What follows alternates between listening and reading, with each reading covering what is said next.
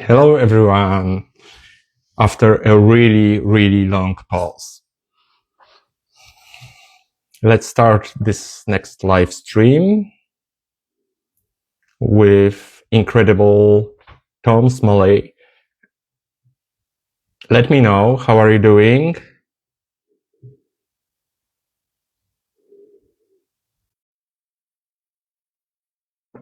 Let me know if you can see me, if you can hear me, let me know how are you doing. I'm so glad to see you here. I hope you had an amazing day. Oh, Tom is here.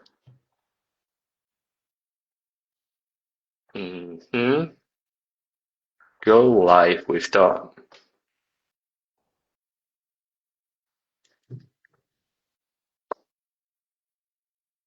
Okay, let's see what happened.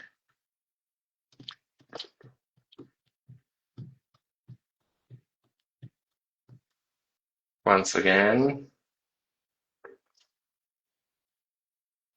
I hope you can hear me. Let me know. Okay. I'm trying to accept your go live with Tom again.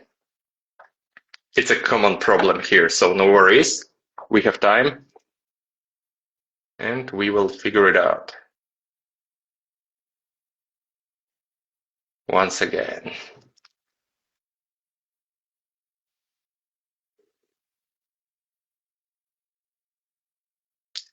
Okay, maybe this time. Oh, hi, Elisabetta. Let me know, can you hear me? Let me know if everything is okay, because I have my earplugs and I have no idea if you can hear me right now. I'm trying to add you, Tom, but it's still... Ciao! I hope you're doing okay. Oh my gosh. Endless problems with Instagram. Okay, I will try to add you once again. Hey guys, I'm so happy to see you here.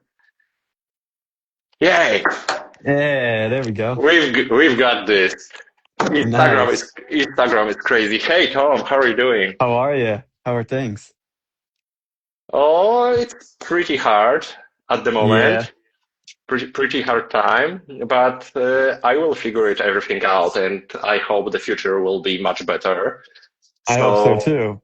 yeah, and I realized that I'm stronger than I thought, so You certainly are. I can go through everything. Absolutely. Absolutely. Yeah. Yeah, and how are you doing?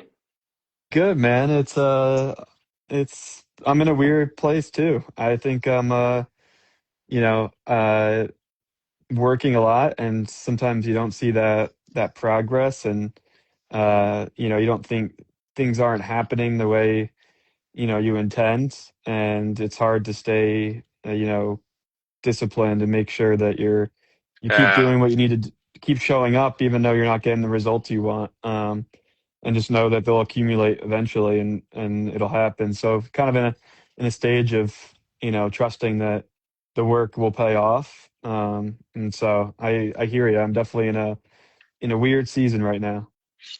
Understand. I hope everything will be okay, and I'm pretty Thank you. sure it will be. So Yeah, I'm so yeah, happy to see you again, and likewise. yeah, and I hope we can meet again in Seattle. Are you going there? Yes, we will. Yeah, I will be there, Yeah. Seattle. I'm very Yeah. excited. I'm very excited. Yeah, I mean, that's like my favorite weekend, the IFC conference. I mean, this will be I think my 11th that I've been to. I really, I haven't missed it the past decade because it's my favorite weekend every year of connection and being able to connect with everybody in our Yeah. community. It's so special. Yeah, I felt that, and it was really, really incredible experience because I was for the first time in my life in the USA and at the IOCDF conference, and this atmosphere, this connection with people are something priceless. Oh yeah, it's second. It's I mean, And it's second to none. You can't. I can't you even know, describe it. even now I have goosebumps when I think Yeah. about it. Yeah. Absolutely. What that was your first time in the U.S.? Yeah, That's amazing, dude. That's what a great time to be in the U.S. yeah, I'm really happy that I decided to go there despite of my all fears because I traveled to the US alone Yeah, it's a and lot. yeah, U.S. and Yeah, and the U.S. isn't always the friendliest place either. So, but at least you knew you were coming to a community that's very lovely and just so welcoming. yeah, and I'm pretty sure that I will go to the IOCDF conference every single year. Yeah, So yeah, are you ready to start our yeah, man. Let's first do it. live stream together? Yeah, I'm so excited Yeah. because we are going to talk about something that can be or that really is really harmful for people struggling with OCD because we are going to speak about myths and misconceptions that society still thinks that OCD is something what it in reality isn't, and it can be really painful for people. It can be so isolating, and it can influence people who are struggling with OCD because they are not going to therapy because society thinks that OCD is something scary or it is just a joke or something like Hmm. that. Yeah. I mean, I see the myths and misconceptions constantly. I mean, I've been a very public advocate for the past decade, and um, even still, like we've made progress, but there's still so many different myths that people don't understand or think that OCD is something that it really isn't.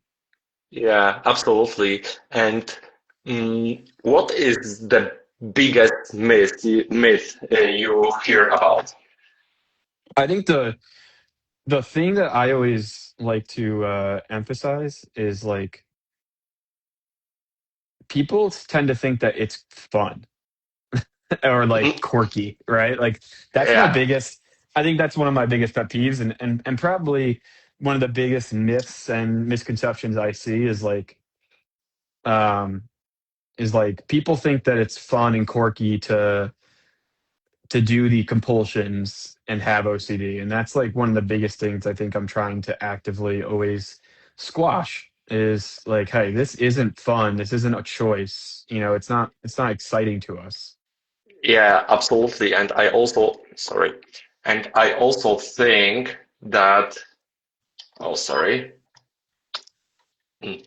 I also think that there are so many TV shows or shows in theaters that are really, really painful and harmful and can influence in the totally opposite way as we do, like for OCD advocacy, because you know I watched, I think, a Spanish movie, Talk, like about people who are meeting together at once in the by psychiatrist, and they showed their compulsions, but no one shows how much pain is inside and what it really is. Yeah, totally. I think, yeah, the media does a really media can persuade people to think one way or the other, right? And I always say like with my advocacy, like, and with people that are using certain terms to describe OCD, like you're either adding to the stigma or you're taking away from the stigma with the use of what our language is, right? So like if you're saying I'm so OCD or that I because I like things clean, you're adding to the stigma. But if you're using terms like, um, like, oh, that's not real OCD, and you're really you're taking away from the stigma. So our language either adds Yeah, or takes away from it. And I think the media plays such a big part in that. I think it's what people consume, right? And when abs- people are constantly consuming that, they're going to believe what they consume, right? So, and the media is only going to show us extreme sides of both, right? Just like anything in life, right? It could be, if it's health and fitness culture, if it's politics, right? Like the media is trying to divide and get a certain, you know, thing across yeah, to its viewers, and we are what we consume. And so if they're talking about OCD in a way where it's quirky and fun, that's what the consumers are going to believe. yeah, absolutely. And I had a thought in my mind that if at the end of the show will be short sentence that, for example, OCD is one of 10 of most of most uh, painful or harmful or life influenced disorders that give people pain and their life level is really low because of that. It could add a bit of awareness to the media, but we both know that it is totally opposite. Yeah, totally. I think the other one that I see a lot of is, um, obviously OCD is just being clean or organized, and there's like this, people don't realize how many subtypes of OCD there are. Uh, Yeah, so like and then what happens is like those are the different subtypes become so taboo. So like if I have violent intrusive thoughts, that scares people because what we see in the media is always like just a compulsion action, right? We rarely get a good example in the media of what the obsession and intrusive thought portion is like, right? OCD in the media is often mainly compulsion highlighted, right? Like it's typically not something where we get to see the inside of the thoughts that we're having.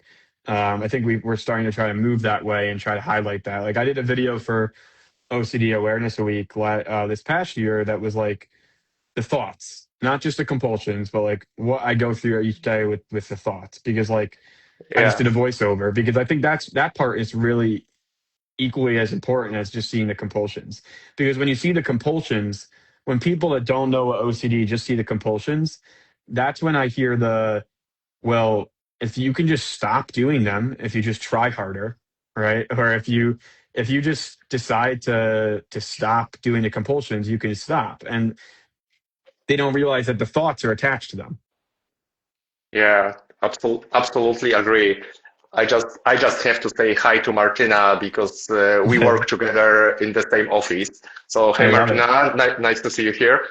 And I have when we speak about different subtypes of OCD, different themes of OCD, people really often see that we are organized, that we check the doors or home appliances, but there are many of subtypes that can be really, really uh, harmful and isolating, like POCD or harm OCD or sexual orientation OCD. And I have here a really, really, I think, hard example because I tried, I tried explain to my wife that that so I struggle with ROCD, but I tried to explain her that people are struggling with pedophile intrusive thoughts, and her answer was, if I will meet someone like that, I will kill him. So Yep. it is all about misunderstanding what really OCD is. And I really believe that we as OCD advocates and in general society can do a lot for OCD awareness, but for mental health awareness in general also, because there is still a lot to do. Yeah, absolutely. Yeah, I mean, there's always going to be, you know, we can't, we try, it's trying to break down each one, you know, and make sure that people understand one that it's real and something that's a diagnosable mental disorder, but also that it's treatable too, right? Yeah, Um, I think a lot of people with OCD, you know, are going through absolute hell. All right. I was there. I've still been there. You know, I've had ebbs and flows since then, but like it, we can work towards freedom of that and not just survival. You know, my friend Liz Nackendale always says like, you know, it's thriving, not just surviving with it. And I think that goes with anything that you're any adversity that you're dealing with. You know, no, it's not curable, right? We don't have a magic pill that makes it go away, but um, that's there's still ways to treat it, and ERP, you know, is very effective. yeah. And I think also one of misconception is that ERP is something, too hard or something bad because how can I face my fear when I am really scared of something?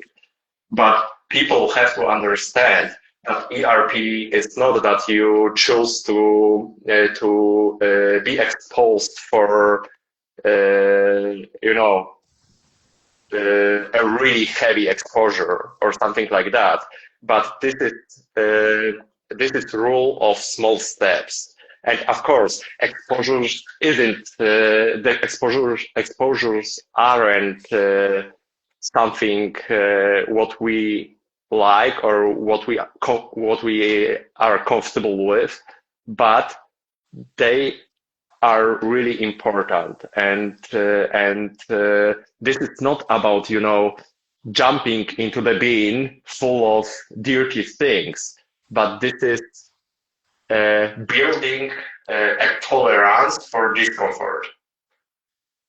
Absolutely, yeah. I mean, I think um, you know, another uh, myth that I always hear is like OCD thoughts mean that we secretly want them, right? And Yeah, like right. what people don't understand is like the intrusive thoughts that OCD gives are ego dystonic, right? So like they go Right. against the person's values, right? So it's Yeah. not like we have these thoughts and it's good and we want these thoughts and we're welcoming them.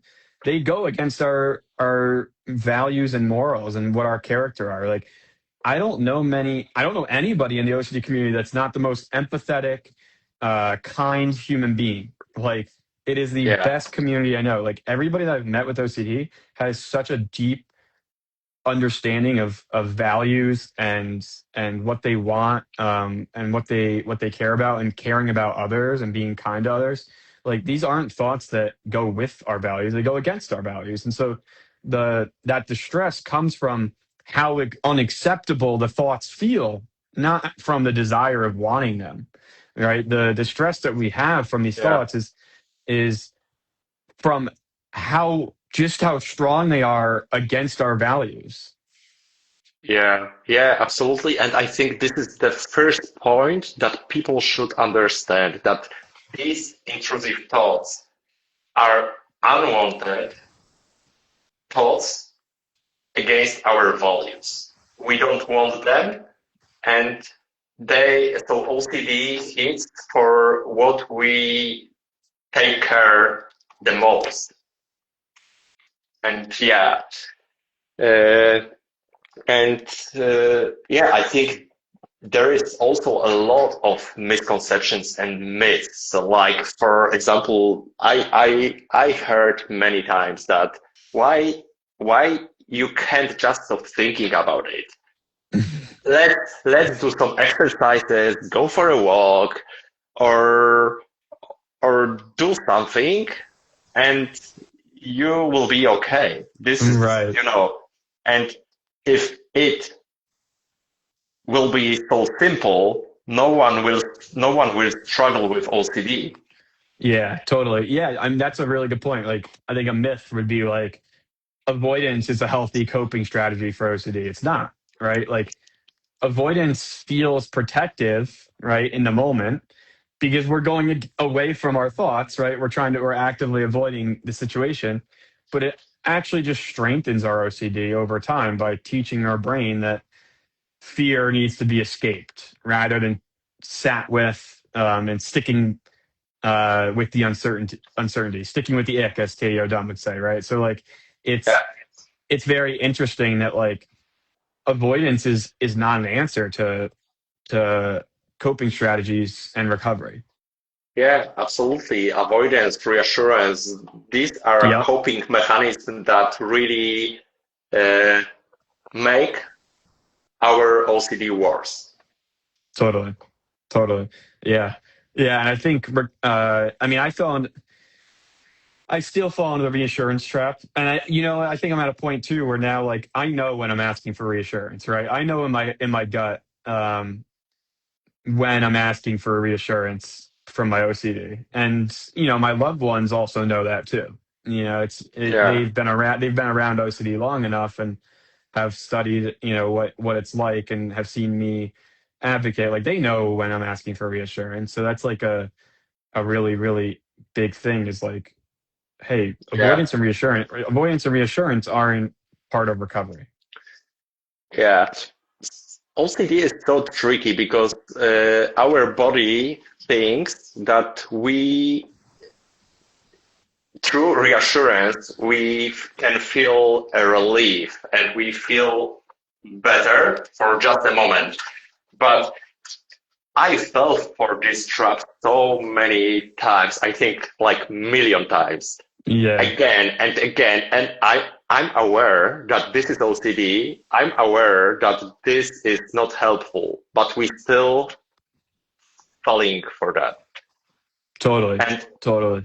and Tom, the thing you told about that intrusive thoughts are against our values, it is something also that is also really harmful and isolating for us because really often society thinks that we can be dangerous. That because I have thoughts that I could, for example, throw away my kid Right. through the window, I should be isolating, they should call the police or something like that. And because of this wrong thinking, people are scared even to go to therapists. Yeah, totally. Yeah. I mean, I've had this conversation a couple times is like, if somebody doesn't know what real OCD is and what the intrusive thoughts are really like if I went up to somebody that doesn't know what OCD is and said like, I'm worried about accidentally losing control and stabbing somebody, like they're going to be concerned, right? They're going to be uh super on edge and like label me as dangerous, right? Because they don't know what real OCD me is. Like it's not just clean and organized. It's not just harm and contaminate, uh, like contamination and health anxiety. It's violent intrusive thoughts. It's sexual intrusive thoughts. It's very taboo thoughts, right? That like we don't like to say out loud because they have been stigmatized. So I agree with you. Like it's hard to that's when it's hardest to open up when people have these misconceptions and myths about OCD that they believe because I'm worried if I say, one of my more taboo intrusive thoughts that I have from OCD, people are going to label me dangerous. Yeah, yeah, absolutely. And I'm really glad that we are talking about this because I truly believe that every single conversation can help others, but also can help society to understand what it is. And I'm so glad that my bosses at my work let me organize webinars, let me organize presentations about OCD That's amazing. for Yeah. for for a bunch of people, and they are so supportive. And I wish that every single company will be that I work in at for yeah. And yeah, and I also think I have this in my head because that was what I experienced. People often think that OCD is visible. So Hmm. if you are doing compulsions like door checking or scratching your, something like BFRB or compulsions, uh, you have probably OCD, but if you don't, you can be just sad or, thinking about your problems, but we know that mental compulsions are really, really big problem because they are invisible. Absolutely. That's that's the other thing, and I think also that goes with the myth of like that high functioning people cannot have OCD, right? Like many of the people I know with OCD are performing at extremely high levels academically, professionally, athletically, while suffering internally, right? So like, they're providing for their families, they're being a good dad, a good brother, a good son, like Yeah, they're brilliant, like very intelligent, so like doing really good work at the academic and professional level. So like there's a lot of people that are struggling silently and like, maybe haven't received proper treatment or proper diagnosis yet, but like even the ones that have, there are plenty of people that are high functioning that still have OCD. yeah, And I think, when you see some of the stuff in the media, it labels OCD as like, yeah, it's debilitating, so nobody's functioning that has it, right? And like, there's a lot of strong people that are still functioning very, very and also effectively. we have to remember that OCD is a spectrum. This can be, people can live with OCD without knowing, but still struggling. But they can say that it should be like that. I'm person like that. So and they also can be people. So I met, I organized last week a support group for people with OCD. And oh, my friend from my school is here also. Hey, Malvina. And I'm so happy that I have so many friends who support me Yeah. here. And I met a girl who is closed in one room and she isn't able to go outside. And as you said, they can be a lot of people high functioning and doing their job really good, but also there are people extremely struggling in their own house or in their own heads. For example, many times when I was with my friends, they are asking me if I'm sad or what's wrong. And I didn't tell them what's going on, but I was ruminating, Right. you know. And Totally. you seem to be not in a good mood, but in reality you're struggling so much. Yeah.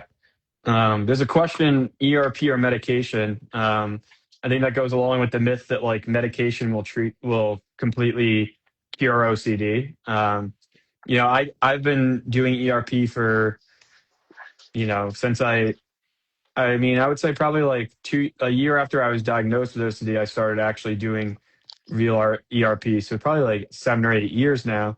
And the combination of ERP and medication is what really has helped me, right? So like Right. if I was just taking medication and I didn't have the skills that ERP taught me, I wouldn't be the same as I am now, right? Like, so like, I think it's really that combination of the both, right? Like medication doesn't, and then also like recovery doesn't mean that you're not going to have intrusive thoughts again, right? Like recovery from OCD is about changing your relationship with the thoughts, right? Yeah. Um, changing how we respond to the thoughts. That it's the behavior attached to the thoughts that we're changing.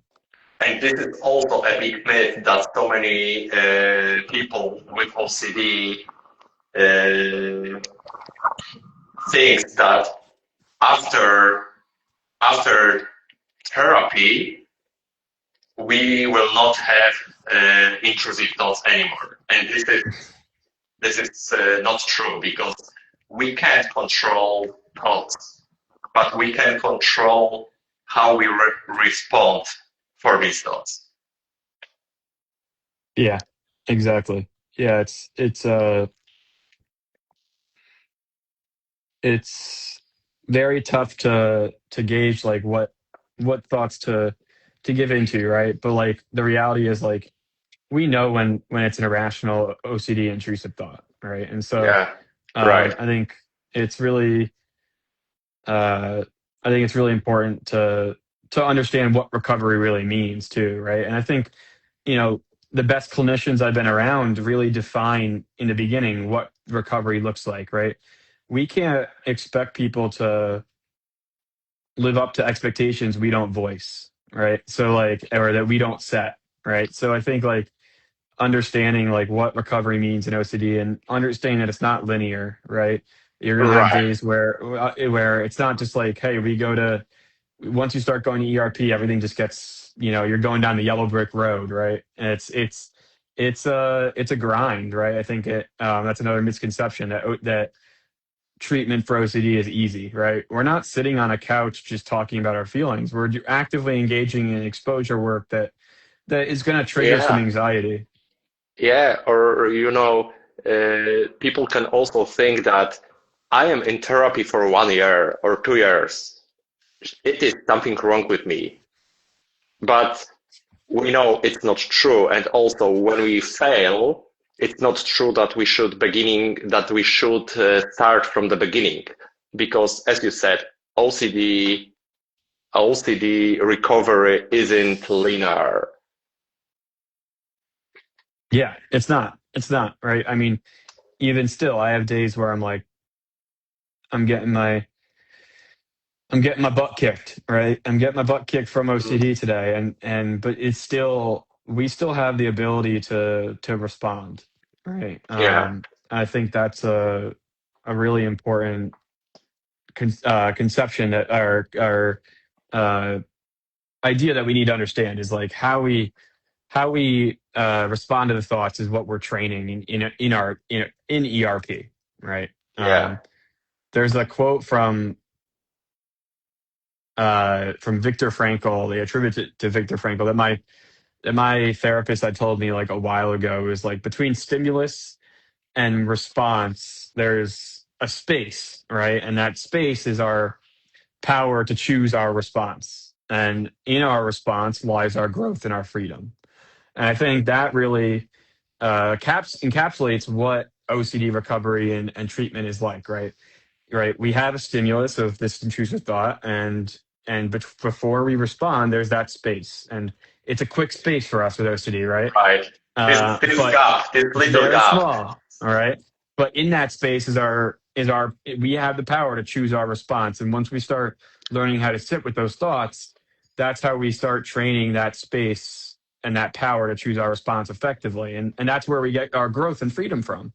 Yeah, and I realized that with time, this little gap is getting bigger, and we are able to see this moment when trigger hits or intrusive thought hits, and we can choose if we want to go towards our values, of if we want to fall again for this OCD trap. Hmm.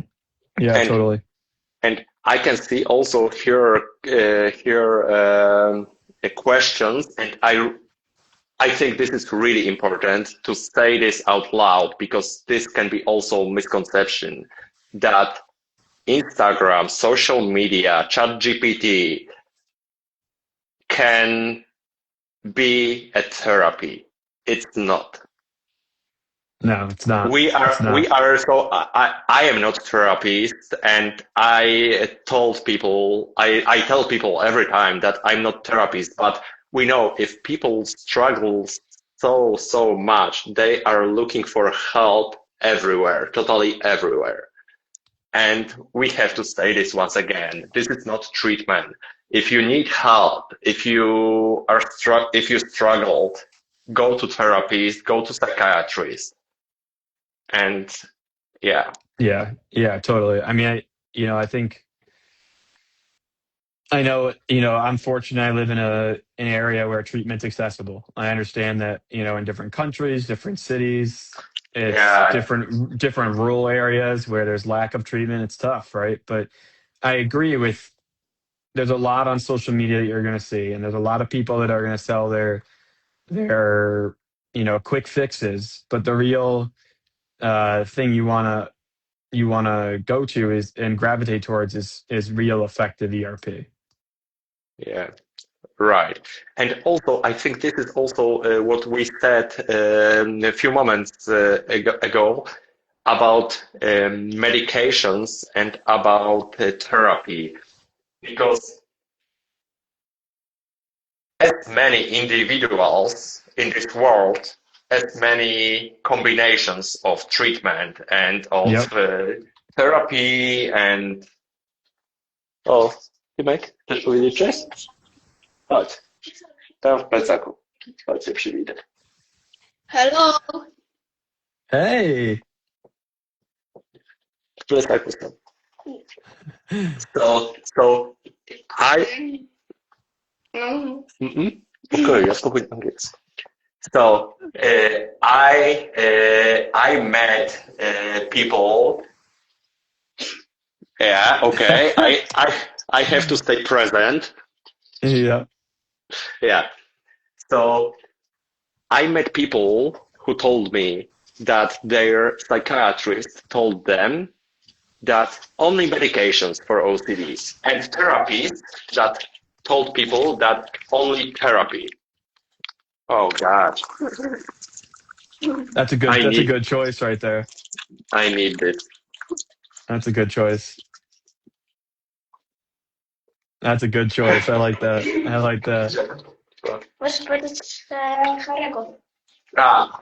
He wants to tell you that he is watching Harry Potter right now. Oh, yeah, I love that. Yeah. So it is also misconceptions or lack of understanding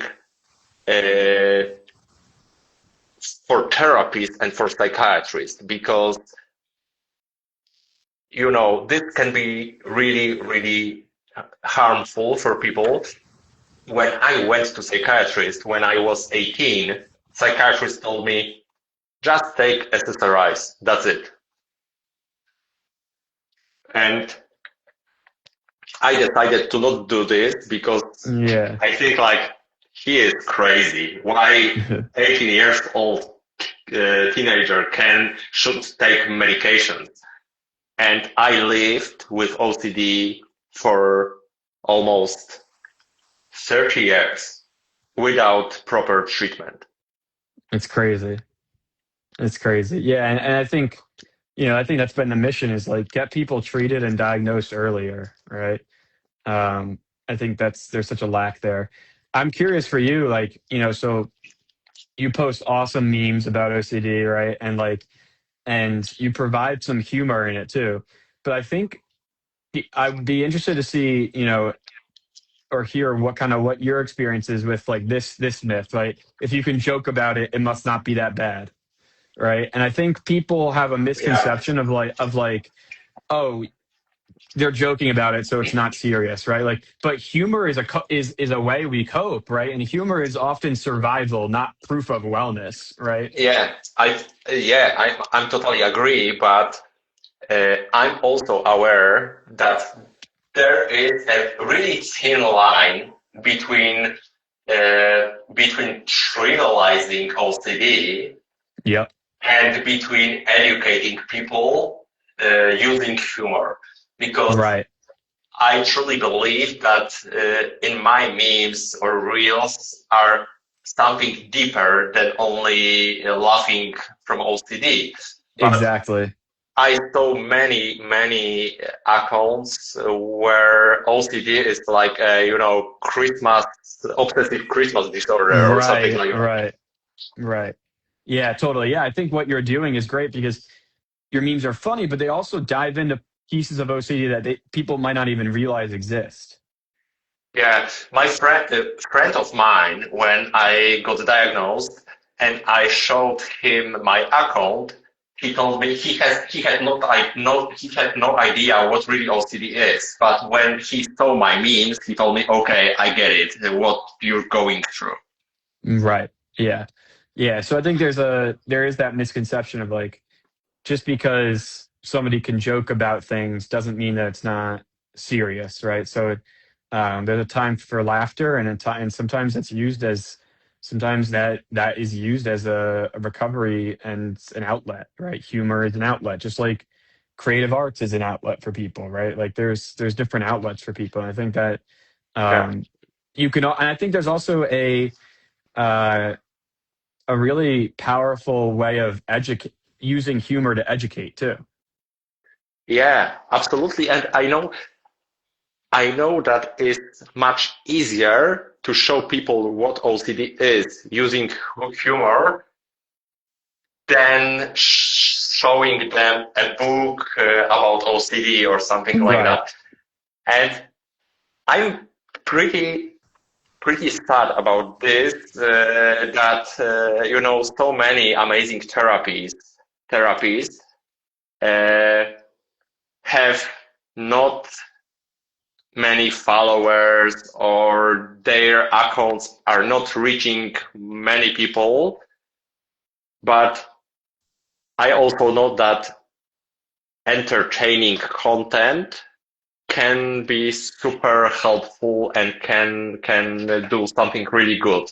But I wish that good therapies will reach a bunch of people in the world, because it is, every single step, spreading awareness, it's something priceless. Absolutely. Absolutely. Um, yeah, I think it also um, people also like think that OCD is um, that it means like you're high strung or dramatic too, and like I think a lot of people with OCD are patient, resilient, but they're exhausted too, right? They're exhausted from managing that constant internal voice, Yeah, that chaos in their brain, right? I mean, I think that's like the aspect I don't think I still have a handle on, transparently, is like the exhaustion that comes with it. Um, I yeah, still I get very, very tired. And, um, I think that's tough because like I want to show up for people. And sometimes I feel like I can't because it's exhausting, right? But it doesn't mean that yeah, I'm it doesn't mean I'm dramatic or high strung. It's because we're managing so much between the ears. yeah, yeah. And I heard from my wife so many painful things, like, for example, that I am weak, and because I'm weak, I went to therapy, or I'm going to therapy and I'm paying for talking, Hmm. you know. And this shows that if your close ones can understand what you're going through and how strong you have to be to live with OCD, so it's something Yeah, that, yeah, society also can't understand without spreading yeah, awareness. Yeah, totally. absolutely. That's not weakness. I can see the Yeah. comment. It's not weakness. I think and then I think there's also just like outside of OCD too, there's therapy in general also has misconceptions, right? It's not just venting, Yeah, and therapy isn't for I think people look at therapy as like a reactive implementation, where really like you should go to therapy before things get like go to shit, right? Like try to go to Right. therapy to work on things before you get to these situations, right? So you have the tools and you're ready. Because we do that with our bodies, right? We try to be preventive with things and we get regular checkups and things of that nature. But like, do we do that with our mind? And I think that's where therapy needs to go too.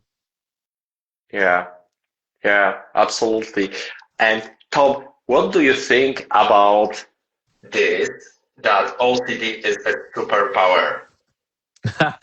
I think OCD.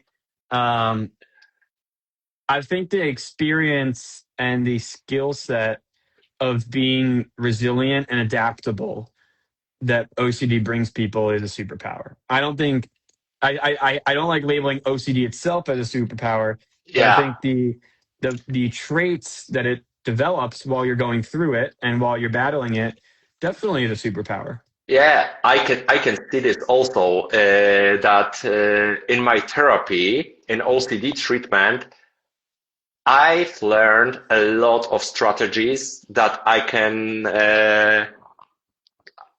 use in my life in different A hundred areas. percent, 100%. I think uh, a lot of what we do is obviously managing thoughts effectively, right? And I think and regulating our emotions, and I think those are things that like go just past OCD too, right? That a lot of you. It's surprising how many people don't have those skills or have not built those skills up, but it definitely is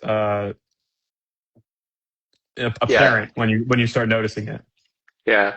For example, I was always scared of presenting something, of talking in front of people. And now I think it is my superpower because I just write to people or call them asking if we can do something incredible. And Right.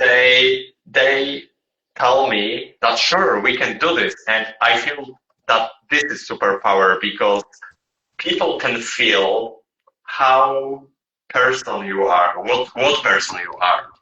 And I also can feel it, and I felt this in Chicago. Yeah, absolutely. Absolutely. Yeah. Yeah. I mean, I think people with OCD are strong, they're resilient. I think OCD doesn't help anything, right? But it also does show us what we're made of, for sure. Yeah. So, guys, if you have any questions for Tom or for me, you can write it down. We have still a few minutes, and then I'm going to watch Harry Potter with my son. Yeah, there you go. I wonder which one he's watching. Uh, he's watching right now. Uh, I think five, episode five. Yeah. I don't know what it is. I have to The check. five is Order of the Phoenix, right? No, so the next one. Oh, And Goblet of Fire. no, the Prince of Half Blood or something like that. Prisoner of Azkaban. No, no, I don't know. Wait, wait, wait. I will. I have to check it. I have to check it. Hmm? I think number four and or three, four, and six are my favorite. I think. Harry Potter and the Half Blood Prince. Okay, yeah. So six, six. Six, six. Yeah, Right. yeah. Does he read the books, or does he only see No, the movies? no, he didn't read books, but last year, I took my daughter and my son to London, and we were in Warner Bros. Studio, Oh, and so cool. it was incredible, and That's amazing. I really loved it. Yeah, that's amazing. I've always wanted to do that. That's very cool. And now, when we watch Harry Potter, and I tell my son that, oh, remember, we were there in Warner Bros. Studio, and my son is, Daddy, shut up. Let's watch. I love it. I love it. Oh, Elisabetta wrote something to you. Ask Lucas what people who do not accept us can do. Yeah, What's the answer, Lucas? they can go fuck themselves.